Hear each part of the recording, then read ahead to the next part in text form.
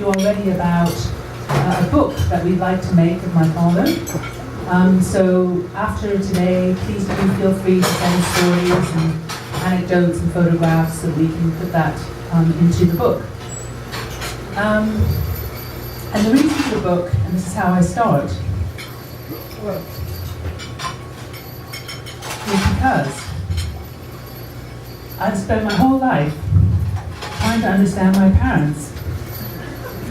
Though it is my dad who has proved to be more of a paradox. Coming together, all of us today, is helping me still to connect the dots, fill in the gaps, to help me understand my father. Understanding my dad became much more important to me once I had children myself. 3 boys I had in the end. They were not easy to raise. In fact, I don't know how I survived their early years.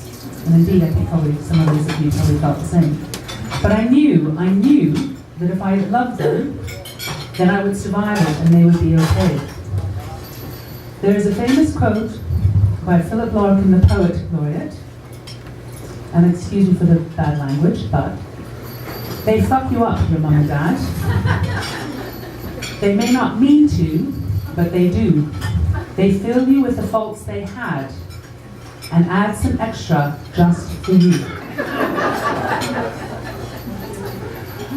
Following a difficult period between me and my father, he admitted that he was scarred from his own childhood and wrote to me that we only come into the world because we are scarred by our past. But that is the purpose of life, to overcome these difficulties and perfect oneself through life's challenges. I see some parallels between the journey I have been on with my father and his quest for meaning in his own life. Growing up, I could see my father had 2 parallel selves. The one he felt most comfortable with, more naturally at home with, was the intellectual side, and which is where he managed to find most meaning in his life. When I saw him in Berlin a year ago, exactly a year before he died, we talked about this quest, and he tried to describe why he did his PhD on the relationship between free will and destiny, explored the struggles of 2 groups of cousins in a family in the Mahabharata. Many of you know that he found great fulfillment in his academic studies and his spiritual life, with a lot of that shared with his wife Yuta. He found enormous energy and derived immense satisfaction from learning Sanskrit, a very difficult language, as you probably know, so that he could interpret the passages of the Indian epic poem with the rigor and understanding it deserved, and develop the academic arguments for his thesis, which became part of his quest to find meaning in his life. I have fond memories of my father doing all the things that dads are supposed to do, like reading stories and calling me sweetie pie, which I still call my sons who tower over me, having my sister Soyandu and others for Sunday lunches, with his famous chicken and rice and lasagna dishes, and turning up for my school teacher evenings, parent-teacher evenings, which always turned me into a blind panic, because more often than not, he would absolutely embarrass me, coming up with, wearing his African kaftans and rasta hats. And I was very amused to hear from one of his work colleagues that apparently he was called the Thing at work when he showed up in sandals at Pete Marwick, which I get. I fondly remember him being present at my graduation from Cornell University. I could sense he was very proud of me. And in the many photos taken of us, when I had to lean on him very hungover from one too many graduation parties, and I think there's a few of them on this reel, I also remember his infectious, crazy laugh, which you would always hear without fail when you watched Tom and Jerry and Roadrunner on TV. Julian did all of his fatherly duties with proper care and a deep sense of responsibility. I deeply thank him for all the things he has done for me. However, he will be the first to admit that the emotional side of life, and certainly parenthood, was not something he felt comfortable with at all. It was messy, involved sometimes confrontation and arguments, and could not be defined or explained in intellectual terms. It did not feel natural for him, and wasn't something he learned from his own childhood, as he was scarred by his very distant relationships with his own parents. I know he was very troubled by the lack of emotion he felt when his mother died. I remember not so long ago, about 4 years ago I think, he told me he was terrified of death. I think part of this was down to him not finding the answer yet to the meaning of his own life. Over the months and the years since then, he went through a spiritual awakening, helped in large part with his wife Jutta, to come to terms with his mortality and be at peace with death, and see the meaning of his life in those moments he was living it. I was blessed to be with Julian in his last moments in the hospital in Berlin on the night before he passed away, on the 20th of November. I was in Berlin for a planned visit, knowing that my father's health had been failing, and that it was important that I see him. It had been almost a year, exactly to the day, that I had last seen Julian, when we had that conversation in the Berlin cafe about his thesis. The evening before my flight, I received a message from Jutta that he was in hospital. Naturally, I was concerned to hear this, but at that point it seemed less serious an episode than 6 months previously, which he had described as the most awful experience in his life, where the suffering he had endured made him wish for death. The following day, I traveled to the airport, and just before the flight, I had a strong feeling come over me. This sense that this would be the last time I would see my father, and I started to cry in the airport. I then got off the flight, and it was then that I received the email from Jutta that he had just been moved into intensive care. I arrived at 7:30 in the evening. I had not seen or spoken to Jutta for quite some time. And when I got to the intensive care unit, I saw her there with Julian. My first instinct was to embrace her before I collapsed on my father and cried. So few words were said. He was very weak and his body was shutting down. But those words that were said and the spirit in which they were said taught me a lot about life in the face of death that was staring at us. He said how much Jutta had looked after him, and I said how grateful I was to her for this and for making him happy.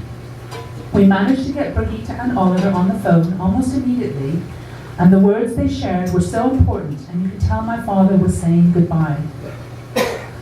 I left the hospital at 9 p.m. I said how much I loved my father before we said goodnight, and he went to sleep, as it turned out for the last time.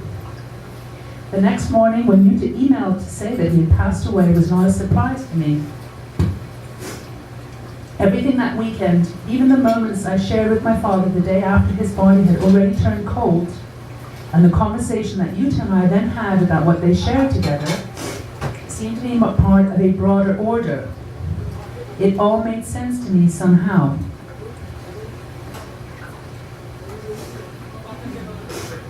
What came crystal clear to me was that the journey I had been on to try and understand my father and forgive him for not matching up to my expectations of him as a father had come to an end of sorts.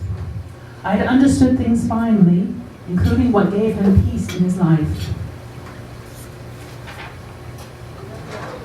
I mentioned the Larkin poem earlier, and now I return to Larkin again.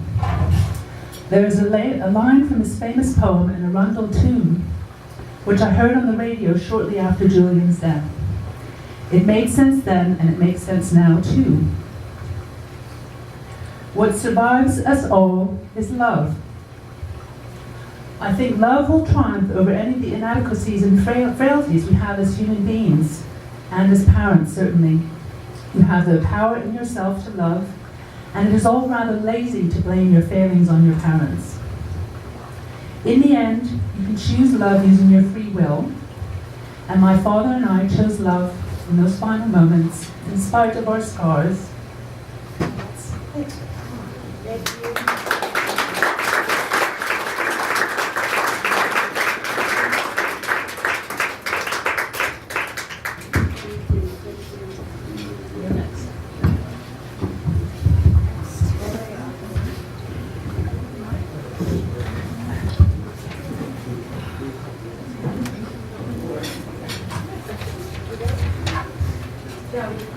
The next speaker, surprise, surprise, is Birgitta. Thank you. I'm already using tissues, so.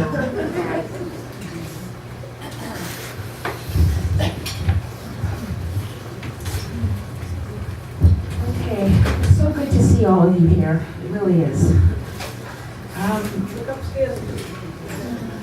And up there too. And there's Cyandu. Okay, I was 3 years old when we moved into the house on Elmer Street. It wasn't long though before my father moved out, just 2 blocks away on Prince Arthur. He would often come by, which made me very happy, especially when he had a Mars bar in his pocket to give away. They weren't my favorite, but they were his, and that's what mattered. We developed a routine with our father, which included Cyandu, Lucy's firstborn son. In those days, Dad was with Ida, and we would go to their place every Sunday for dinner. And every Sunday it would be chicken and rice, chicken and rice, chicken and rice, for years. At least, and lasagna, okay. But chicken and rice is what sticks in my head. Anyways, at least it seemed like years to me. But I love the predictability of this. A fun memory is the day when Dad was walking down Prince Arthur Street with Ijen, who was Chinese, by the way, and looked like a teenager at the time. And little Cyandu with a huge black afro, and these 2 blonde girls. And an old hippie was coming along. And he stared at my father, this old bearded gent, with this brood of international children, and blurted out with an envious smile, "Man, you've been around." Most men would have puffed out their chest at this compliment of virility, but my dad just laughed with a dazed look of, "Thank God that's not true." My father never seemed to change, although his hair or beard may have been longer or shorter, and his clothing were colorful at times. Yet somehow he was mysterious to me. I would often see him with his nose in an exotic book. I say that because I couldn't understand those titles. A pencil in his hand, and wonder what was so fascinating for him. He was quiet and looked so smart. I remember thinking he could play the perfect role in the movie of Jesus. He was gentle and wise and somehow seemed apart from this world. But then, this laughter would come booming out of him. He had the most amazing laugh that shook the house. This is what kept him grounded to this earth for me. That he could find Tom and Jerry so funny, or a Walt Disney movie, which we watched with him every Sunday, so engrossing and hilarious. His laugh was the best. I want to take a moment to acknowledge my mother here. My parents remained friends after their separation, and my father was always welcome in my mother's home, and he came willingly. This was such a gift to us children, and I would like to thank my mother for setting the stage for many, many good memories with my father at our legendary Christmases, at the Easter table, and any gathering that might be happening at the house on Elmer Street. Thank you, Mom, for this precious gift. Your friendship with our father meant so much to us. Of course, we grew up and we moved on. Dad met Yuta when we were teenagers, already gone from the nest. Tina was at Cornell, and I had just gone off to Queens, and then finally to Vancouver. When my father's book came out, Destiny and Human Initiative in the Mahabharata, he sent me a copy with instructions to read Chapter 9. That's all you need, he said, to understand the gist of my thesis.